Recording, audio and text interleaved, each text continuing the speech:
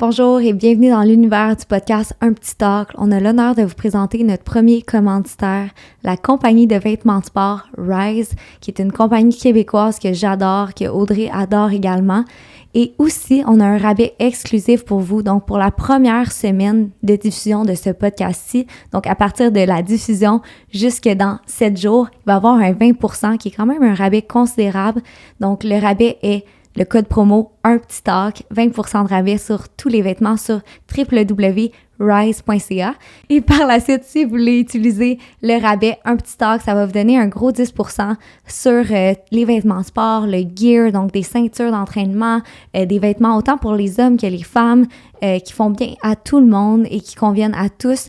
Ça donne envie de bouger, de s'entraîner, de se sentir bien. Surtout avant l'été, c'est le fun aussi d'avoir un nouveau kit qui nous fait sentir confortable, qui respire bien.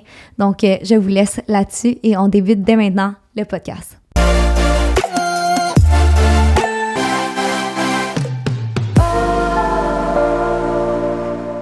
Bonjour tout le monde, en direct de l'épisode 2 de Un Petit Talk, notre podcast qui va parler de plein de sujets, qui va être à la fois informatif et divertissant. On est vraiment contente aujourd'hui parce qu'on a notre première invitée. Elle nous a fait confiance. Et bien sûr, comme on le dit au fil des semaines, on va juste s'améliorer. Donc, soyez bienveillants avec nous. Également, qu'est-ce que je voulais vous dire? D'aller suivre notre page Instagram pour rester à l'affût de ce qui s'en vient, de donner un petit like à la vidéo YouTube si vous écoutez sur YouTube, mais aussi de nous rater 5 stars, là, comme je pense qu'on le mérite, là, beaucoup d'efforts dans tout ce qu'on fait présentement. Donc, je laisse la parole à ma co-animatrice Audrey pour qu'elle nous introduise à notre invitée d'aujourd'hui. Bien, bonjour à tous, bienvenue. Aujourd'hui, on reçoit Paola Allais, qui est conseillère en sécurité financière, un sujet qui n'est pas assez abordé, puis que le monde, on ne se pose pas cette question par rapport à nos finances. Fait qu'aujourd'hui, Paola, bienvenue. Merci beaucoup. J'aimerais ça que tu nous parles un peu, avant de commencer, de ton parcours. Oui. Bien, en fait, mon Dieu. Un petit stress, en fait. C'est la première fois que je participe à un podcast, mais pour me présenter brièvement, j'ai travaillé dans un salon de coiffure, moi, de 14 à 28 ans. Fait que mon parcours, il est un peu atypique. J'étais pas une fille qui était nécessairement bonne avec ses finances et en comptabilité à l'école, mais j'ai étudié en fashion marketing et en administration marketing. Et c'est au Collège La Salle que j'ai rencontré mon amie et collègue Alexandra qui m'a référée à travailler chez Industrielle Alliance, donc depuis maintenant 2 ans. Alors, je suis partie de conseiller des produits Kerastase à des produits financiers. Donc, au salon de coiffure où je travaillais, ce que j'aimais le plus, c'était vraiment de bien conseiller les produits capillaires. Et maintenant, ce que je fais, c'est conseiller des produits financiers. C'est complètement différent, vous allez me dire. On aime autant les produits capillaires que financiers, que moi, personnellement. On tripe tout sur Kerastase. Là, c'est à triper sur les produits financiers ou du moins en connaître plus. On devrait se connaître autant, là, sinon plus, oui, en finance. Ouais. Oui, puis l'objectif reste le même, en fait, c'est que ma cliente parte avec le bon produit pour elle. Fait que c'est un petit peu ça, mon background par rapport à ton parcours. Voilà, à mon parcours. Puis, mettons, ma première question là, par rapport à ton parcours, moi, je sais, Audrey m'en a parlé, moi, je te connais pas. Fait que, tu sais, je pars à zéro avec toi. Tes finances personnelles, est-ce que, justement, là, tu travailles là-dedans, ça doit avoir fait de A à Z ton parcours, tu dois avoir tellement amélioré tes pratiques et tout ça. Donc, est-ce que tu peux m'en parler rapidement? Hein? Oui, brièvement, en fait, avant, je pense que j'étais la fille qui connaissait rien, carrément. On m'a donné la formation. Genre moi. Oui, on commence tout en quelque part aussi, là, mais on m'a donné la formation, puis après ça, de mon côté, j'ai été quand même faire beaucoup de lectures sur le sujet. Je me suis intéressée à mes finances personnelles, puis je pense que ça, c'est la clé, en fait, pour avoir une certaine santé financière, en fait. Parfait. Puis, justement, en parlant de santé financière, tout ça, comme moi, qui ne connais rien, une de mes questions qui est vraiment importante pour moi, c'est par rapport à un coussin de sécurité. Je sais qu'on en entend souvent parler, les gens sont comme « ayez un coussin de sécurité planifié ». Donc, à quoi équivaut ce coussin-là? Comment déterminer ça? Est-ce que c'est propre à chaque personne? Peux-tu m'éclairer? C'est sûr que c'est en fonction, en fait, de notre mode de vie, premièrement. Souvent, ce qu'on va suggérer, c'est un 3 à 4 mois de dépenses courantes. Okay. Fait qu'on veut vraiment venir prévoir en cas de maladie, en cas d'accident, en cas de perte de revenus, un coussin qui équivaut à un 3 à 4 mois de ces dépenses. Fait que, Par dépense, on parle de loyer, voiture, épicerie... Tout ce qu'on dépense. Tout ce qui englobe les frais fixes, en fait, les obligations financières qu'on a à chaque mois, ben ça fait partie de... Ça peut être considérable, là, ce coussin-là, dans le fond. Oui, en effet. Pour certaines personnes, selon leur mode de vie. Oui, en effet. Puis c'est pas tout le monde, en fait, qui prend le temps de le bâtir, ce coussin-là, mais c'est quand même quelque chose de super important. Okay, parfait. Comment on devrait diviser notre revenu pour arriver à atteindre nos objectifs? Très bonne question, encore une fois. Je pense que c'est, selon chaque personne, c'est différent. Il y a une règle que j'ai trouvée, et moi, je trouve que c'est une règle qui est super intéressante. Elle s'appelle la règle du 50-30-20. Alors, on a un premier 50% qui sont pour les besoins. Donc, le loyer, l'hypothèque. On a l'épicerie qui rentre là-dedans, le transport, donc la voiture, les frais reliés à la voiture, l'hydro et les assurances. Fait que dans le fond, on va venir prévoir une certaine partie de notre budget pour ce qui est des protections personnelles. On pourra en reparler un petit peu plus loin pour le volet assurance. Ça fait aussi partie de mon travail. Fait que ça rentre dans le 50%. Après ça, on a un 30% qui est vraiment, pour pouvoir profiter un peu de la vie. Là, on veut pas non plus que sans cabaner chez nous, là. Non, c'est ça. Il faut quand même continuer de vivre. Oui. Fait qu'on a un 30% qui irait pour les loisirs, les activités. Et finalement, un 20% pour les objectifs financiers, dont justement bâtir le fonds d'urgence, planifier certains projets et surtout, très important, la retraite. Les vieux jours, c'est super important de commencer pendant qu'on est jeune. Je sais qu'on n'y pense pas toujours, mais c'est vraiment... ça fait partie du 20%.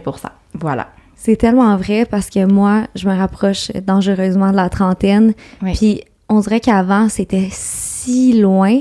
Puis là, ma mère qui est tombée à la retraite, puis là, qui calculait ces choses, je la voyais comme un peu inquiète, puis qui organisait son budget en conséquence, qui allait modifier certaines dépenses. J'étais comme... OK, oui, mettons j'ai 30 ans, puis je vais avoir 60 ans dans 30 ans. Il faut commencer à faire des actions à chaque année, fait que c'est vraiment bon.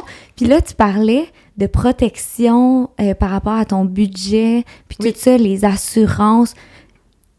Présentement, j'ai une assurance vie, fait que là, ça, je suis quand même fière. Oui. Mais sinon, genre, je comprends pas, là. Assurance maison, assurance...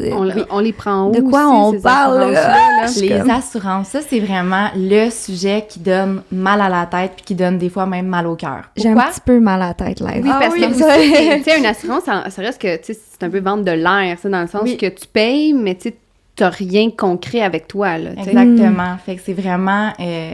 c'est des produits qui sont pas tangibles, mais c'est des produits qui sont tellement importants, en fait, parce que la base d'un plan financier, c'est vraiment d'avoir les protections.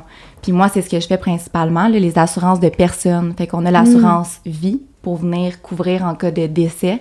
On a l'assurance invalidité pour protéger le salaire en cas d'invalidité. Et on a l'assurance maladie grave pour... moi, je vais comparer ça, en fait. Souvent, ce que je vais dire à mes clientes, c'est est-ce que tu préfères faire un GoFundMe si tu as une maladie grave ou tu préfères avoir accès à une certaine somme tout de suite. Ouais. Fait que je compare ça un petit peu à ça. Je sais que c'est un exemple qui est quand même assez rude, mais ça fait réfléchir. Fait que dans le fond, c'est vraiment les 3 assurances principales. C'est sûr qu'après ça, tu as des assurances auto-habitation. C'est aussi des choses que je fais sur le côté, mais le principal de mon travail, c'est vraiment de faire un plan financier pour la personne. Fait que c'est vraiment les assurances au niveau de la personne et les placements pour la personne aussi. Parenthèse par rapport aux assurances puis au GoFundMe, si vous écoutez la version YouTube, vous voyez que nous sommes accompagnés d'une petite bête poilue.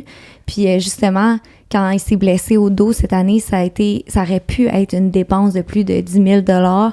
Puis si on avait eu des assurances, sûrement que ça aurait été beaucoup moins.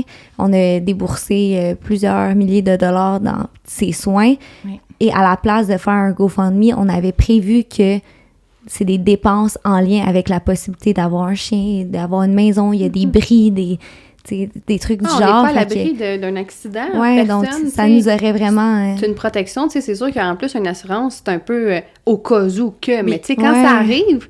ben on l'a. Fait que, exactement. C'est comme un parachute, en fait. Il faut l'avoir avant d'en avoir besoin. J'aime la comparaison. J'adore la comparaison. C'est vraiment bon comme référence pour aussi, j'aimerais savoir comment planifier un objectif financier à court, moyen puis long terme. Ben oui, pour planifier ses objectifs. Ouais. En fait, l'étape numéro 1 pour planifier des objectifs, c'est de se payer en premier. Fait qu'à chaque fois qu'on a une rentrée monétaire, donc à chaque fois qu'on a une paye, moi, ce que je vais suggérer à mes clients, c'est de faire leur budget en fonction de la façon avec laquelle ils sont rémunérés. Si c'est à chaque semaine, on va mettre le budget à chaque semaine. Si c'est aux 2 semaines, bien, on va mettre ça aux 2 semaines. Puis c'est de venir mettre des prélèvements automatiques, donc d'opter pour l'épargne systématique. Encore une fois, bien, on va y aller avec le pourcentage qui est recommandé, donc on va rentrer ça dans le 20%.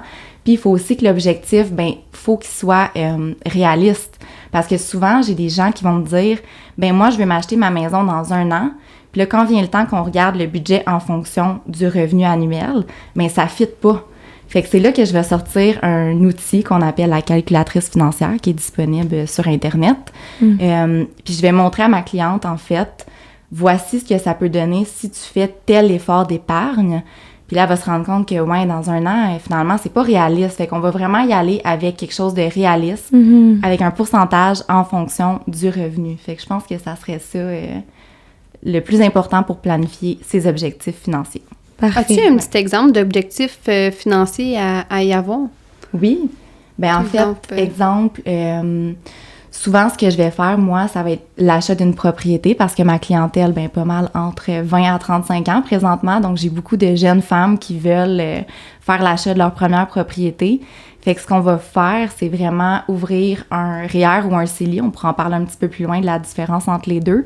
Puis, on va venir mettre de l'argent à l'intérieur en fonction de l'objectif. Est-ce que la cliente veut s'acheter sa maison dans 2 ans, dans 3 ans, dans 4 ans, dans 5 ans, dans 10 ans? J'en ai qui dans 10 ans. Avec l'inflammation, ça va être dans 6 ans. Oui, ça, c'est sûr qu'en ce moment, ça, le avec marché, c'est quelque chose. C'est vrai, là, c'est réel. Qu'est-ce qui se passe présentement? Ça rend ça difficile pour les femmes et les hommes, là. Oui. Mais c'est fou! Il disait qu'aujourd'hui, il n'y aurait plus des personnes à 20 ans qui vont être capables de s'acheter des maisons parce que c'est plus raisonnable.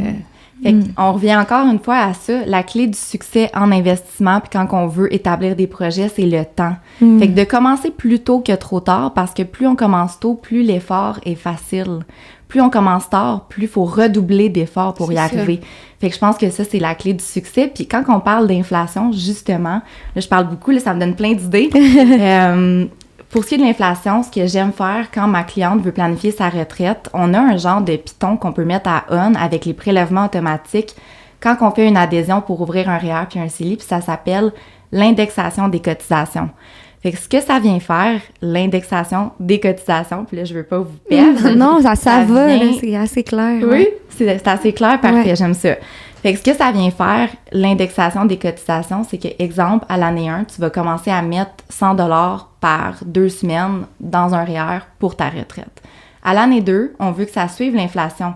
Fait qu'on va venir augmenter automatiquement ton prélèvement automatique à ton REER et ton CELI. Le pourcentage peut se faire au choix.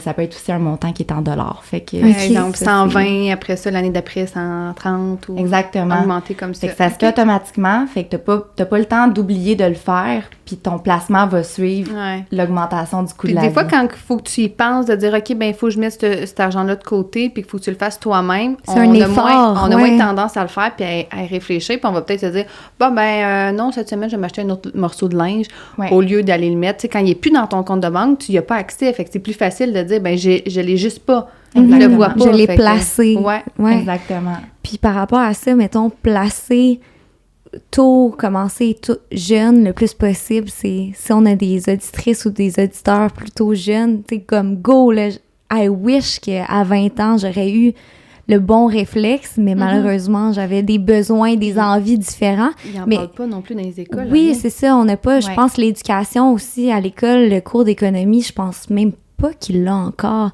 Non. Puis par rapport à couper les dépenses, c'est quoi ta stratégie ou ta philosophie par rapport à ça? Est-ce que tu aurais des conseils? Je sais que chaque personne est différente, mais vu que c'est quand même ta spécialisation. Ouais. Donc, placer jeune, couper plus les dépenses, qu'est-ce qui serait à faire? Ouais. Ben, de commencer jeune, puis premièrement, d'avoir les conseils d'un expert, ça c'est sûr. De s'intéresser à ses finances, puis de lire. Là, je vais faire un petit clin d'œil à Pierre-Yves. Là, je l'aime beaucoup, en fait. C'est mon crush. Liberté 45, ça devrait être une lecture qui est obligatoire. Puis je pense que quand tu lis ça après 30 ans, tu tombes un peu en bas de ta chaise. Fait que si tu as l'opportunité de lire ça à 20 ans, ça va te donner la motivation, ça va te donner des exemples faciles à comprendre pour voir en fait justement pourquoi il faut commencer à investir le plus jeune possible. Fait que ça serait vraiment ma recommandation pour ce qui est d'une lecture pour les jeunes auditrices. Sinon, c'est sûr que tu m'as parlé, ta question, je m'excuse, je t'ai fait répéter. Couper, serrer, ouais. Serrer, tu sais, on se dit serrer la ceinture, mais des fois, tu te dis où est-ce que je peux serrer la ceinture? Ouais. C'est comme... On s'en rend pas compte, mais il y a tellement de mauvaises habitudes, de petits 5 $ par-ci, 5 $ par-là. Puis le but, encore une fois... Moi puis Audrey, on est comme, oups! Ouais, on est très épicurienne. Ah oui, je me dis des fois, oups, là, hein? Oui. En tout cas, je te coupe pas la parole, vas-y. C'est correct parce que moi, dans le fond, je suis comme la Paola 2.0. Puis je parle beaucoup à la Paola d'avant. Fait que moi aussi, avant, j'avais des mauvaises habitudes, puis je m'en rendais pas trop compte. J'étais comme, un petit café Starbucks, un petit ça. Ça va vite, tu sais. Fait que le but, c'est... chaque dollar que tu vas investir va faire la différence, mais chaque dollar que tu vas dépenser va aussi venir jouer. Puis j'ai sorti une liste, en fait, de 1, 2, 3, 4, 5, 6, 7, 8, 9, une dizaine à peu près de mauvaises habitudes. Puis là, je vais vous demander vite comme ça, là, je viens d'en dire un. Est-ce que vous avez des exemples de choses que vous pensez que vous pourriez couper qui feraient la différence sur votre planification? Dites-moi. Ben oui, moi, juste faire plus de dîners. Ouais, j'allais dire, moi, le take-out, le Uber Eats avec le frais du livreur, là, je donne un pourboire. Là, il faut que ça soit en haut de temps. Fait que là, je rajoute un truc que j'aurais pas comme manger sinon. Ouais. Puis sinon aussi, moi, c'est plate, là, mais souvent, mettons, avec mon chum, le matin, il m'écrit « Qu'est-ce qu'on mange ce soir pour souper? » Là, il arrête à l'épicerie, ça va chercher quelque chose, mais... Des fois, là, c'est con, mais tu sais, c'est un 45 $, il a juste arrêté à l'épicerie, chercher quelques affaires, finalement, il a vu telle affaire. Mais tu sais, si on planifie comme il faut la semaine, on regarde les circulaires, puis on se fait des lunchs, puis on fait à manger à la maison, juste d'éviter d'arrêter au Tim chercher un sandwich, c'est con, mais tu sais, ça paraît, là. Le take-out, parfois mon ami, les cafés Starbucks, comme tu as mentionné, pas nécessairement, mais tu sais, comme... C'est ça. Je pense que une fois de temps en temps, c'est le fun.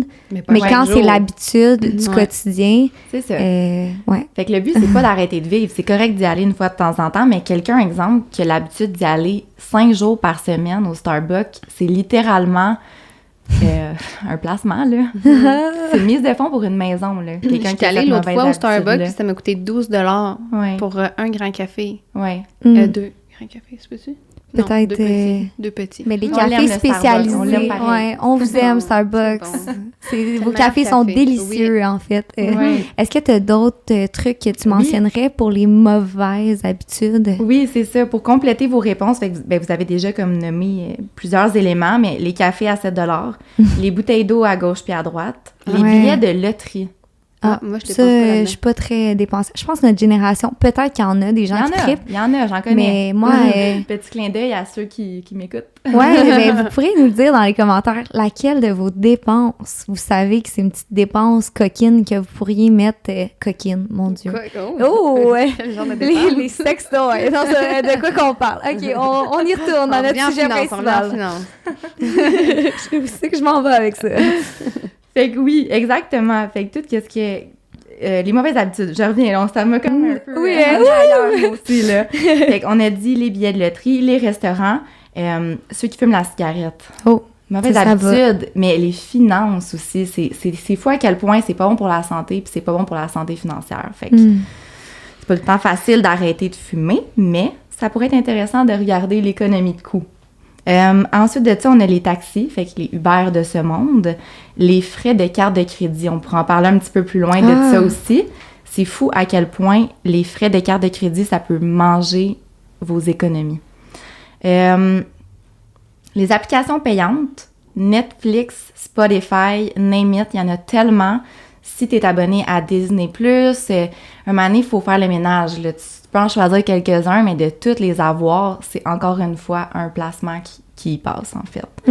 Le iPhone de l'année, mais à chaque année, ça coûte cher. C'est pas nécessaire. Le dernier et non le moindre, les dépenses au bar. Fait que c'est tous des exemples que c'est correct de dépenser là-dedans, mais c'est juste d'y penser une deuxième fois. Mais aussi, sinon, comme tu dis, le budget, tu sais, dans le sens que, comme on avait dit, c'était quoi, 30 20 loisirs? Oui. Bon, ben, si 30 fait que, tu sais, si on se dit que, bon, ben, vendredi, je m'en vais, j'ai une soirée avec mes amis, ben, on va le budgéter, puis on va se donner un budget pour le restaurant, puis de prendre un cocktail. Fait que, dans ce temps-là, on l'a budgété, fait qu'on est correct. T'sais. Moi, j'ai l'impression que dans le moment présent, c'est comme... Je m'étais dit, bon, ce soir, on sort, puis là, finalement, hop, ça y va par là. Je sais pas, quand on est dans le plaisir, on oublie parfois le plan de match ou l'avenir. Oui. Parce que c'est ça. T'apprécies le moment. Je suis pas si bien que ça en passant la gang. Là. Je suis capable de me... Hier, j'ai pris un beau verre d'eau. OK. Parce que c'est très économique, puis aussi, je voulais être hydratée. Mais, ouais, est-ce que t'as comme un petit truc? Est-ce que t'aurais une phrase qui pourrait nous... Tu sais, justement, se rappeler avant de sortir. Comme moi, des fois, j'ai des phrases pour me rappeler de bien manger parce que ça me fait sentir bien. Je me rappelle ça. Avant de manger ma poutine, tu sais, j'en mange sans culpabilité, mais avant aussi de dépenser, qu'est-ce qui pourrait être une petite phrase? Ben, là, ça va peut-être être un petit peu intense, mais moi, j'ai vraiment un mantra, une mission depuis que je suis conseillère en sécurité financière, puis c'est l'indépendance financière est l'outil le plus puissant qu'une femme puisse avoir. Fait que de se rappeler le pourquoi du comment on fait attention à notre budget, le pourquoi du comment on investit, le pourquoi du comment, en fait, vous comprenez, vous comprenez où je m'en vais avec ça. Fait que juste de se rappeler un petit peu avant de sortir, puis de faire attention aussi, tu sais, au pire, tu l'amènes pas ta carte de crédit, là, si tu sais que tu peux t'emporter. Puis aussi, tu sais, un stress financier, tu sais, comme tu as dit, la santé financière, là, tu sais, c'est pas que c'est un luxe, mais tu sais, c'est quelque chose qui se travaille un peu comme ta santé physique, mentale, c'est tout quelque chose qui se travaille.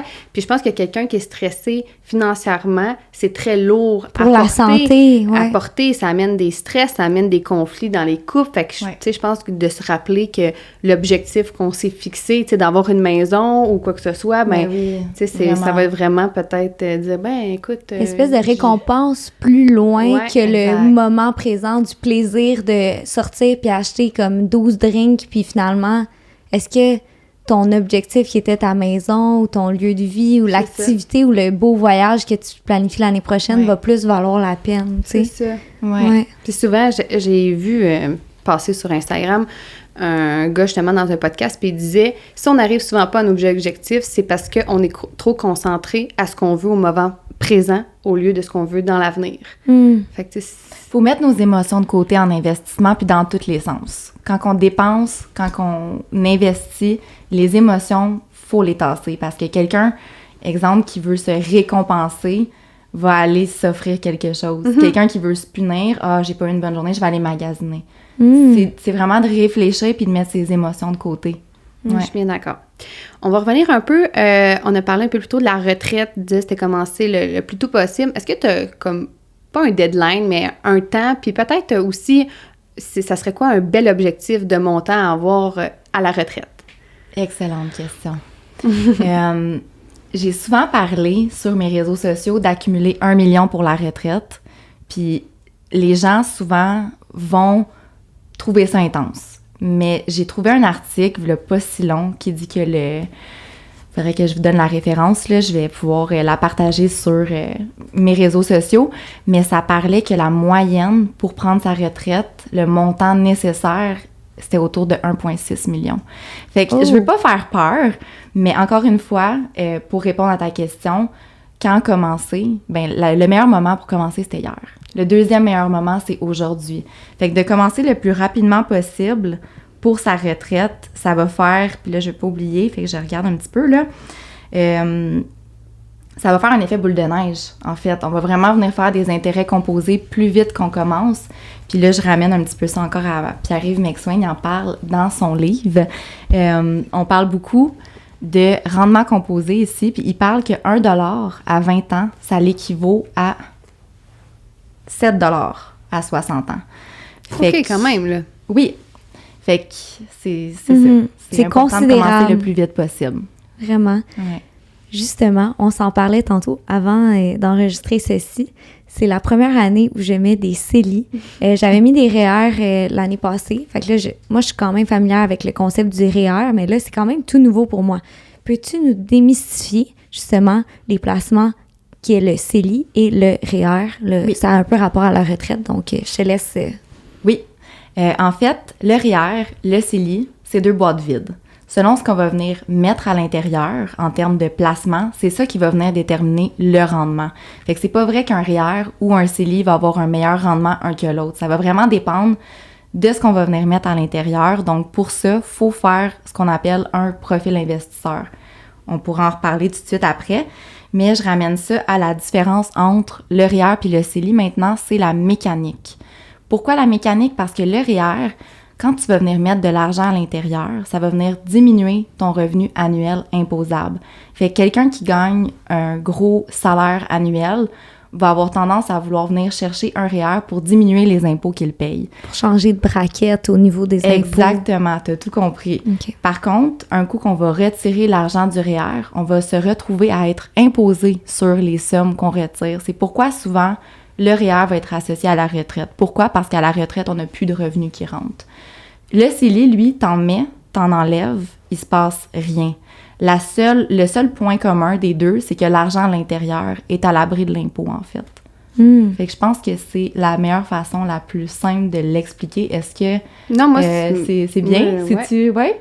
Oui, vraiment. Donc, est-ce que plus jeune, est-ce que ça serait mieux de prioriser le CELI, plus vieux, ou c'est vraiment par rapport au salaire que l'avantage se retrouve? Ouais. C'est du cas par cas selon le revenu gagné. Fait que quelqu'un qui est jeune, mais qui gagne déjà en haut de 50 000 par année, bien, il pourrait avoir tendance à vouloir prendre un REER. Puis là, il pourrait aussi, si c'est pour l'achat d'une propriété, aller effectuer un RAP. On parlait encore une fois un petit peu plus loin. On va tout couvrir les sujets. Parfait. Il y a d'autres types de placements. Sur le RAP, oui? sans problème. Ben oui, mais oui. OK, parfait. Fait que le RAP, dans le fond, c'est la seule exception à la règle où tu peux retirer de l'argent de ton REER sans être imposé. C'est sûr qu'il y a certaines conditions. Ça doit être une propriété qui est admissible. Ça doit être... C'est peut-être qu'il faut que ça soit la première achat de propriété? Oui, exactement. C'est pour l'achat de la première propriété. Puis il y a un maximum que tu peux rapper, c'est 35 000 $. Par la suite, tu as un 15 ans pour venir rembourser ton RAP. Ouais. Fait que des fois, c'est bien de le savoir, de le calculer, de dire, OK, ben là, il faut que je fasse mon budget pour ma maison avec la valeur de la maison aujourd'hui qui est extrêmement grande. Ouais. Puis aussi de savoir qu'il faut le remettre. Mais tu sais, c'est bien de le remettre parce que, tu sais, comme on l'a dit, c'est à l'abri de l'impôt. Ben fait oui. que c'est bien de le remettre, puis on veut en remettre, puis ça te permet de mettre de l'argent de côté, mais il faut le budgéter, là. Faut dire, est-ce que je vais être capable, en le rappant, d'aller le remettre? Oui. Puis dans le fond, quand on fait le RAP, on a un 2 ans de congé. Fait qu'on a comme un 2 ans pour venir s'habituer au paiement de la propriété. C'est quand même bien. Puis après ça, dans le fond, si on calcule, exemple, quelqu'un qui va aller maximiser le RAP, il va aller rapper 35 000 de son REER. Fait que si on divise par 15 ans, on va arriver à 2 300 $ à peu près par année à rembourser pendant 15 ans. Si on divise par 52 semaines, quelqu'un qui voudrait le rembourser par semaine, on parle d'un 45 $ par semaine. Fait que c'est quand même facile à rembourser. Ouais. Puis quelqu'un qui prend un REER, c'est parce qu'il veut diminuer son revenu annuel imposable. Fait que même si tu achètes ta maison, tu vas vouloir en prendre encore des REER même après l'achat de ta maison. Oui, là. exact. Ça, c'est le genre d'information que ta conseillère va te donner et t'offrir quand tu fais affaire avec quelqu'un comme toi ou certains de tes collègues ou d'autres personnes sur le marché, mais je recommande fortement Paola. Elle est tellement bonne, la gang, là, sérieusement, à donner des likes, des 5 stars pour ce podcast-là, c'est incroyable, puis c'est comme une mine d'informations, puis là, on vient juste de toucher comme le sommet de l'information. J'ai l'impression qu'il y a tellement plus. Ah oui. Là. Parce que aussi, c'est tellement du cas par cas. Oui. On est toutes dans des situations différentes, fait que j'imagine personnalisé. que d'aller te rencontrer, ben au moins, on a vraiment plus ton profil personnalisé. Là. C'est sûr que mes rencontres sont super personnalisées. Selon la situation de chacun, ça va être différent. Là. Mm-hmm. Moi, j'ai une question pour moi. Ah, c'est bon. Personnalisons pour moi qui est maman et future maman. Il y en a sûrement d'autres aussi qui nous écoutent. Quoi prendre pour vos enfants? Est-ce qu'on... Là, j'ai entendu parler des REE. Oui. Vraiment. En fait, il y a 4 sortes d'abris fiscaux. Il y a le REER, le CELI, le R3E Et il y a une police d'assurance un petit peu plus compliquée qu'on parlera juste pas aujourd'hui parce que je vais vous perdre. En fait, le R3E, c'est un des abris fiscaux et je savais pas du tout. ça fait partie des placements où tu peux mettre de l'argent à l'abri de l'impôt. Fait que souvent, une chose qui est intéressante à savoir, c'est que non seulement quand tu as des enfants, tu peux bénéficier de ça pour accumuler de l'argent à l'abri de l'impôt, mais c'est la seule fois dans ta vie où le gouvernement va te donner de l'argent. Fait qu'en plus de tes contributions, tu peux faire un rendement sur tes contributions et tu peux aussi avoir à partir de 30% de subvention du gouvernement. Fait que normalement, le gouvernement, il t'en demande de l'argent, ben là, il t'en donne. Fait que dès que tu as un enfant, il faut que tu sautes là-dessus. Fait que dans le fond, ça, par exemple, c'est vraiment un placement qui va être pour nos enfants dans le futur? Est-ce que c'est les enfants qui doivent aller le retirer plus tard? Est-ce que c'est... Y a-t-il des conditions comme l'enfant qui doit aller à l'école? Faut avoir un enfant, là. Je peux pas faire ça avec Rocco, mettons. Là. Non. Son fond d'études. C'est ton bébé, là, mais... Tu veux-tu aller à Harvard, Rocco? Il regarde, il est comme, hey boy, je peux-tu dormir en plus? Il veut juste dormir. Son seul objectif, c'est de dormir. Fait que non, dans le fond, ça prend absolument un enfant. Ça prend un numéro d'assurance sociale. Fait que dès qu'on a le numéro d'assurance sociale, c'est là qu'on peut ouvrir le R3E pour l'enfant. On a un maximum à vie de 10 800 $ de contribution, ce qui équivaut à 2 500 par année. Est-ce que c'est tout le monde qui a les moyens de mettre 2 500 $ par année? La réponse est non. Mais au moins de venir mettre une partie de notre 20 % là-dedans, le 20 % qu'on a parlé un petit peu plus tôt. Fait que c'est pas nécessairement un gros montant mettons, par mois là, qu'on met, là. Ben pour le maximiser, c'est 2 500 par année. Après ça, si on divise par 12, là, moi, puis les chiffres, rapidement comme ça, je serais pas capable de le dire. Mais je pense que c'est 208. Oui, il me semble que c'est 208. On n'est pas loin, là, oui. Exact. Fait qu'un 208 $ par mois à peu près. Mais si on veut planifier aussi, la retraite, un moment donné, il y a beaucoup d'engagements qu'il faut planifier. Oui, mais tu sais, je me dis, si c'est pour tant d'années, parce que si le maximum, c'est 10 000, c'est quand même pas... je veux dire, c'est pas irréalisable. On peut le mettre aussi sur plus longtemps, mais c'est ça. C'est rétroactif aussi. Fait que si, exemple, tu veux commencer quand ton enfant a 3-4 ans, ben on peut le faire puis venir chercher les années passées. Les années passées, exactement. Puis à part de ça, qu'est-ce que je voulais dire par rapport à ça? Oui, les contributions et le rendement, c'est le parent qui les récupère quand l'enfant va aux études postsecondaires. C'est comme une petite récompense. Bravo! Puis s'il veut pas en faire? S'il veut pas en faire, tu récupères tes contributions et ton rendement, mais tu perds les subventions du gouvernement. Ce qui est quand même logique, là. Oui, ben, c'est ton argent, là. Fait que tu peux la reprendre, là. C'est pour toutes les études postsecondaires, pas nécessairement une école privée que tu voudrais offrir ou un...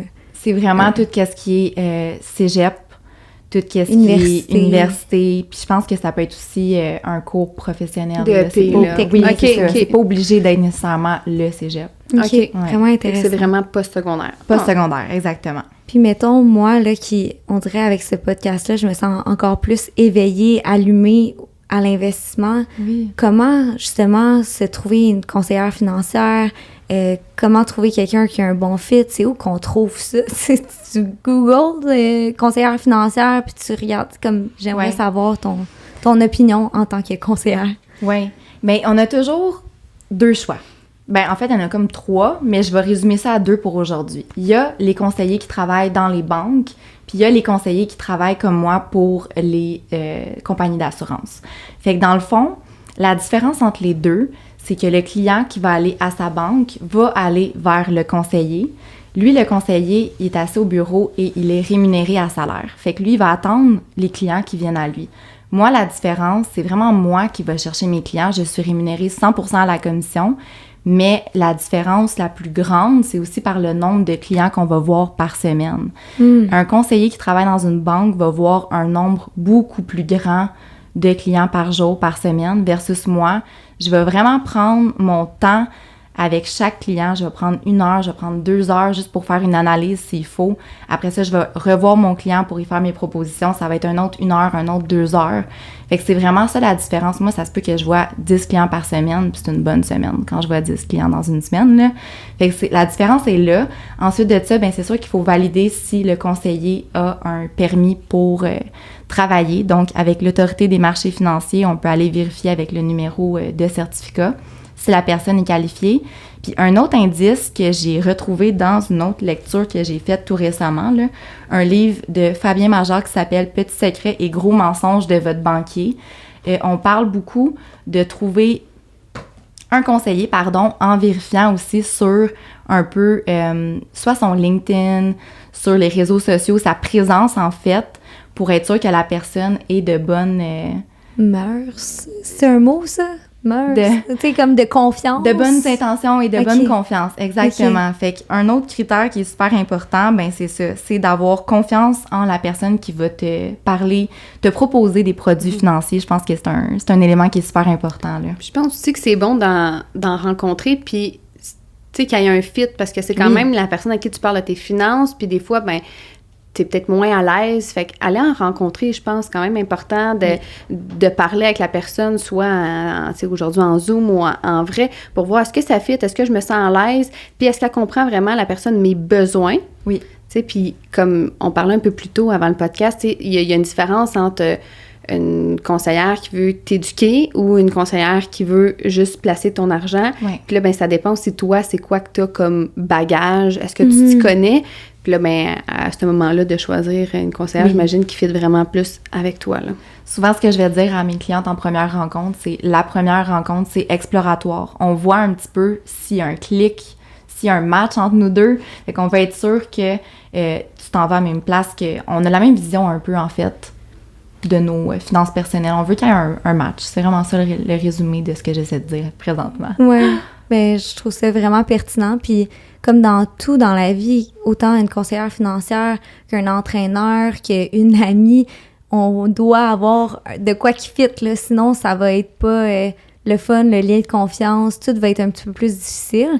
Puis là, je pense... Je m'excuse, là, changement de sujet abrupt, mais c'est vraiment excitant parce que grâce à notre Instagram, on a eu des questions du public. Oui, exactement. Okay. Puis on a déjà quand même répondu à la première sans même le savoir, parce que justement, on nous demandait... Oui, ce qu'elle nous demandait, c'est quoi pour trouver une bonne conseillère financière qui fit avec nous. Fait que on vient d'en parler. Fait que, les recherches, les médias sociaux. De faire ses recherches, de vérifier un petit peu, d'en rencontrer plus qu'un aussi. Souvent, il y a des personnes qui me disent ça. Là, moi, j'ai eu une rencontre avec mon conseiller à la caisse. Là, je venais voir avec toi. Fait que, tu sais, c'est correct. Faites vos recherches. Puis je pense que c'est plus important d'en voir plus que pas assez.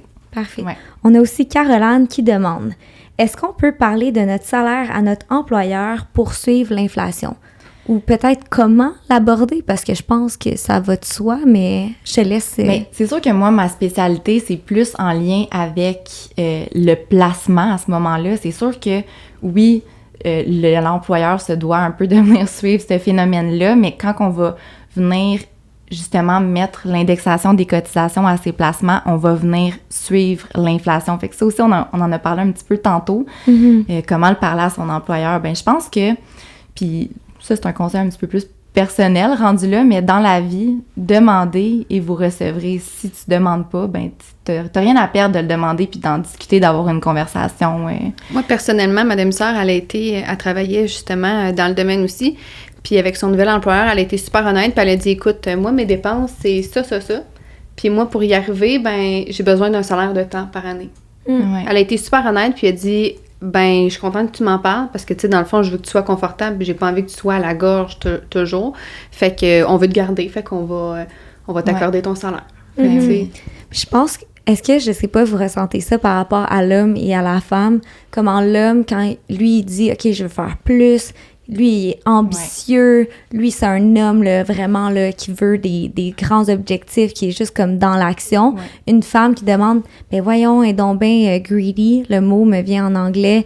Ben là, tu sais, comme c'est quoi, elle veut s'acheter plus de maquillage. Je sais pas, il y a un comme genre de double standard qui vient avec le fait qu'une femme qui veut faire de l'argent, qui mérite son salaire également, ben en fait, tout le monde mérite son salaire, mais dans le sens que je sais pas, ce double standard-là me fâche parce que la femme est comme... Et aussi la culture québécoise, selon moi, l'espèce de nez pour un petit pain. Puis les personnes qui font des sous, ben il faut vraiment qu'ils soient humbles puis que ça reste... je sais pas comment dire. Mais c'est tellement un sujet qui est tabou. Puis je pense qu'on voit vraiment... On voit ça changer de plus en plus. Puis c'est pour ça aussi, il y a tellement pas beaucoup de femmes dans le domaine. Fait que moi, si j'ai la chance d'aller discuter, vraiment parler aux femmes, aller chercher... ces personnes-là, ben ma journée est faite, là. Ouais. Tant Voilà. mieux. On a une autre question de Salomé. Est-ce qu'on doit épargner même si on a des dettes ou on les rembourse avant? Très bonne question. La réponse courte serait rembourse tes dettes en premier. Pourquoi? Puis là, je vais remonter un petit peu plus haut. Là, j'avais un exemple de carte de crédit non payée que je voulais vraiment vous partager. Rembourser les dettes en premier, c'est super important. Moi, j'ai la mentalité que tu vas toujours avoir certaines dettes, fait que de faire un peu des deux en même temps, je pense que c'est bon. Par contre, si tu as une carte de crédit, exemple, à 10 000 et que tu rembourses seulement le minimum de 2%, est-ce que vous savez combien de temps ça peut prendre à rembourser cette dette-là? Non, vas-y. Longtemps. 9 ans et 1 mois pour effacer la dette, puis c'est pas tout. La somme, des intérêts va totaliser au-dessus de 11 000 $. C'est un montant qui est plus élevé que le solde lui-même. Wow. Fait que quelqu'un qui a vraiment accumulé des grosses dettes, à moins que ça soit une dette, c'est une carte de crédit, on parle d'un taux d'intérêt autour de 20 %, là. Si c'est une dette d'un prêt étudiant, ça presse pas rembourser ça. Le taux est tout le temps très bas. Si tu as une voiture à payer puis tu as eu un bon taux d'intérêt aussi dessus, ça presse pas. Tu sais, c'est vraiment, encore une fois, question de cas par cas. OK. Parce que la carte de crédit, on a tendance à penser que c'est notre argent, mais... Ça ne l'est pas. Ça ne l'est pas. Mais Oh définitivement, la carte de crédit, moi, quand ma mère, elle me dit, bon, tu as une carte de crédit, j'étais quand même assez jeune, mais tu ne dépenses pas $1 que tu n'as pas. Puis là, j'étais comme, ah ouais, mais pourtant, tu sais, ma limite est de... Ouais. Mais oui, j'ai quand même gardé cette habitude-là, puis je vais jamais comme dépenser $1, à moins que c'est un investissement, là. Ouais. Fait que c'est ça.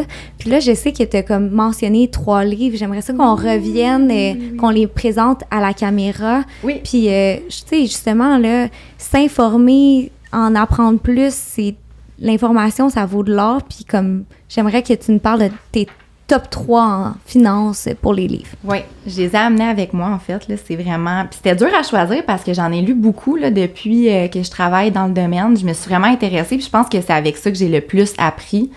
Oui, c'est pas mal avec ça que j'ai le plus appris. C'est sûr, j'ai eu beaucoup d'expérience en rencontrant plein de gens dans les 2 dernières années, mais de lire puis de s'informer, c'est vraiment la clé du succès. Fait qu'en 3e place, même si... l'ordre est un peu difficile à établir, là, mais en 3e place, j'ai été avec Rich Dad, Poor Dad. Il est en français aussi, là, c'est un livre vraiment intéressant pour les entrepreneurs de ce monde. On parle de plusieurs concepts. En tout cas, je vais vous laisser le lire pour en savoir plus. En 2e place, j'ai vraiment hésité longtemps. Puis même encore là, j'hésite, mais je vais mettre en 2e place celui de Fabien Major. Je trouve que c'est une lecture qui devrait être obligatoire parce que ça donne beaucoup d'indices sur tous nos produits financiers. Il y en a avec la banque, mais il n'y a pas juste les banques. C'est bon les banques, mais c'est bon aussi d'ouvrir ses yeux sur d'autres choses. Fait que ça explique plusieurs concepts de base. Il y a plusieurs statistiques aussi qui sont vraiment intéressantes puis vraiment choquantes. Donc ça, c'est Petits secrets. Petits secrets et gros mensonges de votre banquier. C'est frappant comme titre. Ouais, J'adore. c'est frappant. Moi aussi. C'est frappant. Puis l'autre, le titre, faut en prendre puis en laisser, là, parce ça s'appelle « Liberté 45 » de Pierre-Yves McSwain. C'est pas nécessairement de prendre sa retraite à 45 ans, mais c'est d'atteindre une certaine indépendance financière et de faire les efforts pour. Puis ça l'explique vraiment, justement, les bases de les finances personnelles. L'impact que ça a de commencer à épargner, à investir, en fait, quand on est jeune. Fait que sur le podium en première place, c'est Pierre-Yves. Merci, Pierre-Yves, on te salue. Salut. On a une petite dernière question pour boucler ce magnifique podcast qu'on vient de faire avec toi, Paola. On aimerait savoir, dans la vie au quotidien, là, c'est quoi ton petit bonheur? Ouais. Mon petit bonheur. Ouais. Oh mon Dieu, mon petit bonheur, je pense que c'est vraiment simple. Un 5 à 7 avec ma meilleure amie avec un bon vin, en fait. Je pense que ça serait pas mal ça. Je suis plus une fille qui devient de plus en plus tranquille. Là. Aller sortir très tard, c'est moins mon fun présentement, mais un petit week-end tranquille à la maison, puis me remettre justement de ma semaine. Fait qu'un petit verre de vin avec... Jaser avec ta meilleure amie. Ah là. ouais, on a wow. tout le temps des choses à se dire. On Tout le temps, tout le approuve. temps. Il n'y a rien de mieux, Oui, vraiment. Moi, j'ai hâte de boire du vin. Oui, ça, j'allais dire. Nous, on va pouvoir avoir un 5 à 7 non alcoolisé jusqu'à la fin de l'été, mais ça va venir. Fait que merci. Vraiment. J'ai une gratitude infinie pour juste d'être venu, d'avoir... on avait quelques petits problèmes techniques. On vous dit ça, là, juste parce qu'on est entre nous. Merci pour ta patience. Merci pour toutes les informations que tu nous as données aujourd'hui. Merci de nous donner le goût d'investir et également d'épargner, de connaître plus sur le sujet. Oui. Puis on va mettre tes infos en barre d'infos, les infos des livres et tout ça. Allez la suivre, vraiment. Oui. Donnez-y de l'amour, là. Merci. Merci à vous, vraiment. C'était mon premier podcast. Je suis pas... Sortir de Ça la zone paraît de pas. confort, ça te va bien. Hein? Ça me va bien. Ben, non, certainement. c'est ça. Ça prend des défis comme ça. J'aime ça. Donc, petit rap, mon Instagram, CatBastien.fr. On a Audrey Deslauriers et Paola Allé. On va tout mettre en barre d'infos. Merci de supporter le podcast. Merci d'être là au fil des semaines. Il va y avoir plein d'invités. Je vous invite aussi à suivre notre Instagram, 1.si.talk. C'est ça. Bonne journée tout le monde. Merci. Merci. Oh my God. C'était dur.